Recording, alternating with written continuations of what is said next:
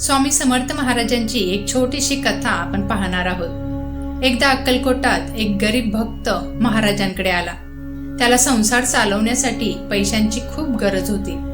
तो रडत रडत महाराजांसमोर आपली व्यथा सांगू लागला। महाराज हसले आणि म्हणाले, अरे चिंता करू नकोस, तुला हवी ती मदत तुला मिळेल। तेव्हाच महाराजांनी जमिनीवरून एक दगड उचलून त्याच्या हाती दिला। त्या दगडाला पाहून तो भक्त निराश झाला।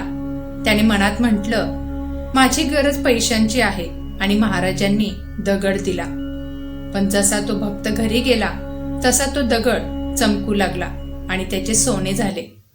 भक्ताची सर्व अडचण सुटली। यातून आपल्याला हीच शिकवण भेटते की स्वामी समर्थ नेहमी सांगतात की विश्वासाने जो माझ्याकडे येईल त्याची काळजी मी स्वतः घेईल। श्री स्वामी समर्थ। जय जय स्वामी समर्थ।